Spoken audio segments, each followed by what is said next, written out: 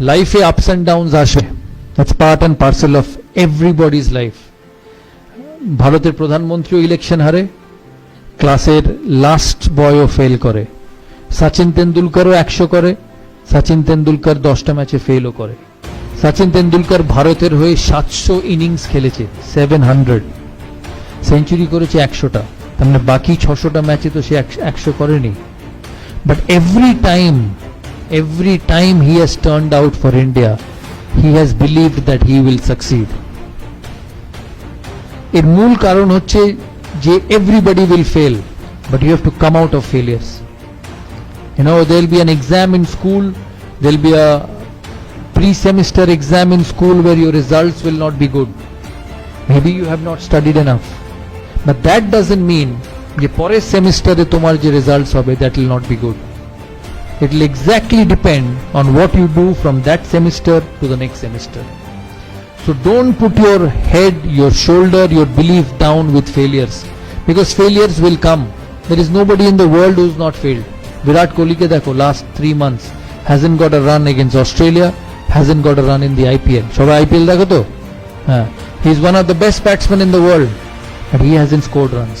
কিন্তু এর কোনো মানে নেই যে পরের সিরিজেও রান করবে না। ও তখনই রান করবে না যখনই ও নিজে বিশ্বাস করে যে ও রান করতে পারবে না। But if he believes that he will succeed and he works towards being successful, he will succeed. আমি অনিল কুম্বলের একটা ঘটনা বলি বিফোর তোমাদের কাছ থেকে প্রশ্ন নেবার আগে। 2003 সালে ভারত অস্ট্রেলিয়া যায়। 2003 সালে ভারত অস্ট্রেলিয়া যায়, সেখানে অস্ট্রেলিয়ায় 2টো স্পিনার নিয়ে যেতে চেয়েছিল ভারতীয় সিলেক্টররা। আমি যখন ক্যাপ্টেন, আমাকে বলা হয় যে হরভজন সিং যাবে আর মুরলী কার্তিক যাবে। আমি ওই সময় জানতাম যে অনিল কুম্বলে যদি ওই ট্যুরে না যায়, অনিল কুম্বলের ক্যারিয়ার হয়তো শেষ হয়ে যাবে। And also I quietly believed that he was probably the best spinner in my team, but the best spinner is having an off time.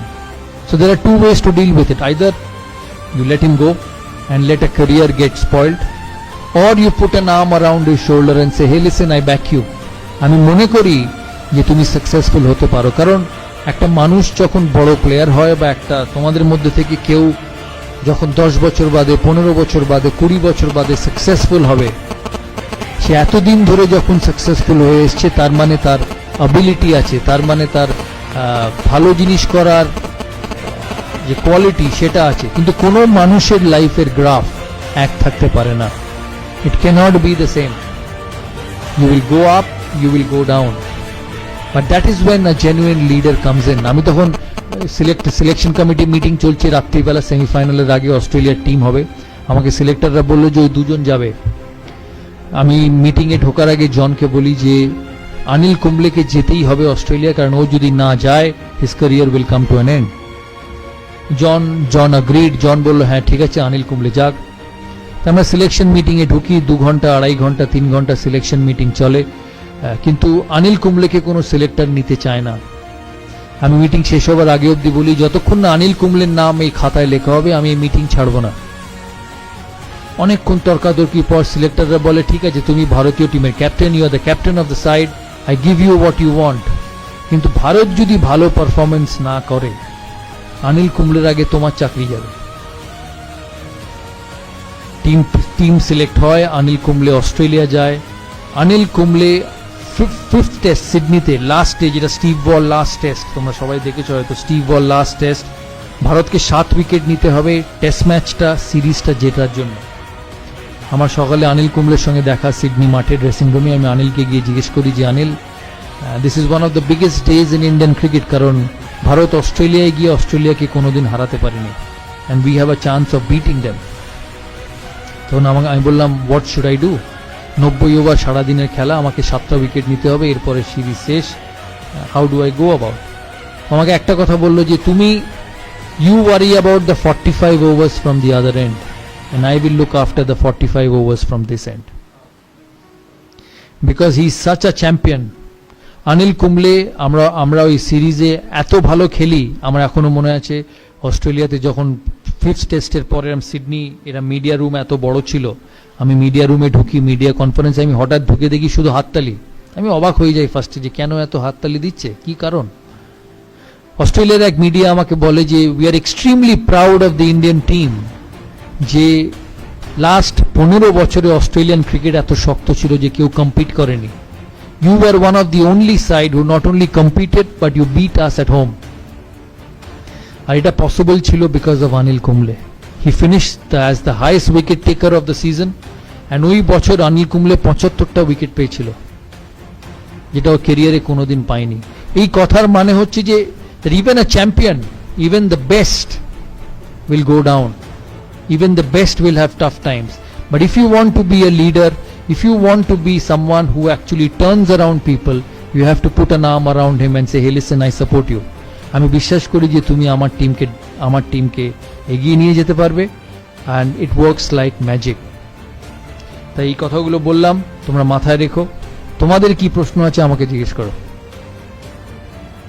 লজ্জা পাবে না, কারণ আমি তো বারবারই সেরকম কথা বলতে পারবো না। তাই this is one time opportunity for all of you. জানি অনেকক্ষণ বলে ফেললাম, প্রায় 50 মিনিট হয়ে গেল। তোমরা বলো, তোমরা কি জানতে চাও? বাট বিফোর আই ফিনিশ আমি একটা কথা বলতে চাই যে আমি এর আগে কোনোদিন কোনো ইনস্টিটিউটের অ্যাম্বাসেডর হইনি। This is the first time. আমি প্রায় 100টা ব্র্যান্ড এন্ডোর্স করেছি, কোক থেকে, এই কোক, পেপসি, যা বলবে সব। দাদার ছবি হয়তো তোমরা সারা কলকাতার কোনো না কোনো হোর্ডিং এ দেখেছো। But one of the main reason of me being a part of this institute is to see your career grow. তাই আমার অ্যাসোসিয়েশন এই ইনস্টিটিউটের সাথে সাকসেসফুল তখনই হবে যখন তোমাদের ইনস্টিটিউটের চিফ ট্রাস্টি, তোমাদের প্রিন্সিপাল 1 বছর বাদে, 2 বছর বাদে বা 3 বছর বাদে যখন আমার সঙ্গে ফোনে কথা হবে, তখন যাতে বলতে পারে যে দাদা আপনি আমাদের ইনস্টিটিউটের সাথে ইনভলভ হয়েছিলেন, we have produced some scholars from this institute, and that will only happen because of you. খেলাধুলায় কোচ, পড়াশোনায় teacher can teach you, can tell you what to do, but what you become, what you do is up to you. দেখবে বাড়িতে মা যখন রেগে যায় প্রায় বলে যে আমি তো ঘোড়াকে জল অবধি নিয়ে যেতে পারি, আমি তো জল খাওয়াতে পারবো না। So it's the same thing. টিচাররা পড়াবে, কোচ তোমাকে বলবে কি ঠিক করতে হবে, কিন্তু ভালো কি খারাপ, brilliance will only be obtained by you. তাই এখানে তোমরা হচ্ছ দ্য মোস্ট ইম্পর্ট্যান্ট। আমি তোমাদের চিফ ট্রাস্টিকে আমি রিকোয়েস্ট করেছি যে আমি অ্যাটাচড হয়েছি এখানে। All what I want is a great environment for students to study, a great environment for students to showcase their talent and become the best. কিন্তু এই এনভায়রনমেন্টটা ধরে রাখার যেমন ওনাদেরও কর্তব্য, তোমাদেরও কর্তব্য। কারণ মনে রাখবে এই ইনস্টিটিউটটা ইজ ফর ইউ।